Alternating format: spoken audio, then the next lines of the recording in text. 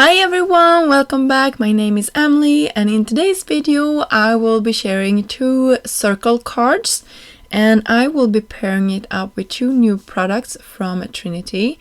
And first off we have the Holiday Wreath Circle add-on and we also have the Flourish Christmas. Both of these are meant to be used together with the circle card base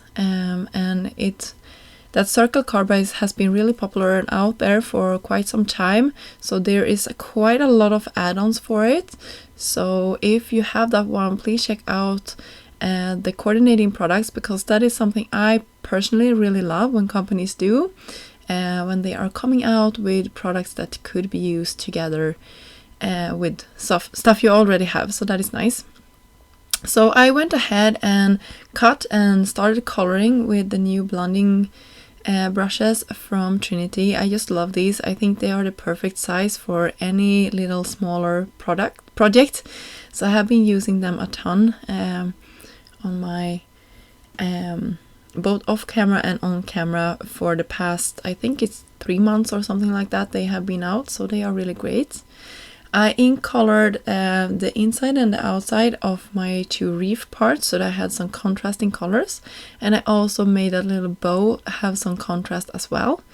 And of course I needed some dimension, because that is always nice when it comes to cards, I think, just to have something that really makes your elements stand out from the rest of the background. And of course this didn't work out nice. I will shift those a little bit further down.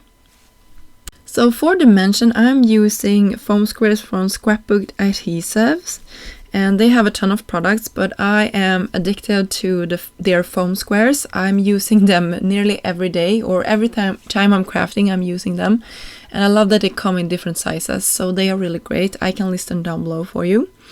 You can see I also cut some embellishments, if you will, from gold cardstock that I will throw out on my project. But I also wanted to create a rainbow wreath, and if you know me, you know that I love colors and I love making colors look good together. Hopefully you could agree with that. So I'm just trying to make a rainbow here. I'm going around using my blending brushes, really getting some ink there and going around so I get a nice variety of color, and so that all of the colors fit on top of this. So I think that turned out really nice, and you don't have to blend perfectly. I also splattered it to make it have some more interest to it. So I could line them up like this, all perfectly together, or I could offset them, and I decided to go ahead and offset them, and I think that turned out so much better.